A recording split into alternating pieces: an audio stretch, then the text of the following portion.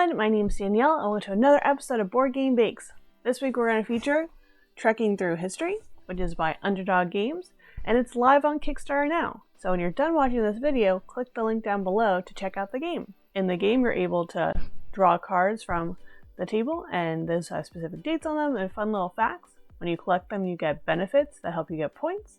And at the end of the game, you also get points for having the longest treks, which is the amount of cards in chronological order. So it's a fun balancing act between getting cards, and then also each card makes you advance the clock. And this is what we're going to recreate today. We're going to make a white chocolate covering of the clock, and we're going to place it on top of a key lime cheesecake. Partially because timey-wimey-limey sounds fun, partially because that's my favorite flavor. Let's get started. Time for those decorations. As you'll see, I had to go back in time several times to get this right. At first, I tried leaving the center empty and filling between a bowl and the cheesecake pan with chocolate. I filled in the center with colored chocolate to try and replicate the swirls on the clock. This looked like poop. It was way too thick and not smooth. So it was destroyed and melted again for attempt 2. This time I abandoned the hole in the center and tried to make it thinner. However, it got on the cheesecake pan and the clock broke when I tried to remove it from the pan. On to attempt number 3. There was finally success on attempt number 3. Melt your candy melt and spread a thin layer of chocolate in the middle of the cheesecake ring to get the right size and shape. However, before it starts to harden, remove the cheesecake pan and let it set completely. If the top isn't completely smooth, you could cheat and flip it over for a nice and smooth clock. Use some extra chocolate to put in a bag and make the hands of the clock that will color later. Lightly spray your springform pan with cooking spray. In a large bowl, mix 1.5 cups of graham cracker crumbs, 2 tablespoons of granulated sugar, and 6 tablespoons of melted butter. Now you could buy your graham cracker crumbs, use a food processor, or you could get out some aggression with a rolling pin. No judgment here. Once your mixture is nice and uniform, pour it into your springform pan and pat it down and try to get to be about roughly an inch up on the side. Once it's all compressed, bake it at 300 degrees Fahrenheit for 15 minutes. Remove it from the oven and let the crust cool completely while you prepare the filling.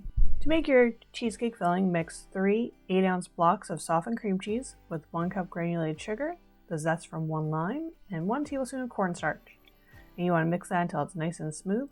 Lumps are not your friends. Once it looks easily spreadable like frosting, add in 1/2 cup key lime juice and mix again. Now, key limes are small, so this took a surprising amount of key lime to accomplish, and hopefully you don't have any finger cuts. Once the juice looks evenly dispersed, add in 3 large eggs. You want to just mix this until it looks uniform. You don't want to see any egg bits, but you don't want to over whip it because if you over whip it could cause the cheesecake to crack. Pour the cheesecake filling into your cool graham cracker crust and make sure to smooth up the top. Before putting in the oven, or maybe before even preheating, you can move your oven rack so that one is slightly above center and the second one is just below center. Boil water and add at least 3 cups of boiling water to a 13x9 pan. Place this on the bottom rack of the oven so you have a steamy environment for your cheesecake to bake. Put the cheesecake on the top rack of the oven and bake for about 60 minutes. I started checking at 55 minutes and it was about 65 minutes total when I considered it to have the right wiggle. After that, take it out of the oven and you want to chill till room temperature. Then cover it with plastic wrap and put it in the fridge to chill overnight before you decorate it and serve it. Hey, while you're here, make sure you subscribe to my channel for new videos every Tuesday at 12 p.m. EST. Thanks! Decorating the chocolate was a little harder than I thought since it seems like the chocolate is hydrophobic and wants to repel the water. Use an airbrush machine to give it a light coat of gold. Use stencils to find your inner circle where all the swirls of color are. You can spray different colors matching the clock in the game. However, you need to be careful to not spray too close or too hard in one spot because then it tries to bead up. Let it dry completely before you attempt any more decorating. Spray the clock hands with the different colors from the board, and you're trying to correlate the color with the size of the hand. Time for some finishing touches. Use the stencil made for spraying to mark off where the board dividers are and draw them on with a purple edible marker. There are also extra purple lines that go around the clock, so you can use a purple marker for that as well.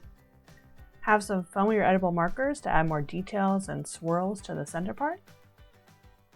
You can use white royal icing to attach to the clock hands, doing your best to match the clock. Add some smears to the clock hands so they look like they're traveling through time. You can use editable markers to write the numbers on the clock, which is what I tried originally, but I found that it didn't pop enough, so I used black royal icing on top. Finally, dye some royal icing a golden yellow to outline the center part and the outside of the clock. Now you're ready to travel through time! Finally, you want to place your white chocolate clock on top of your chilled cheesecake and you're ready to eat.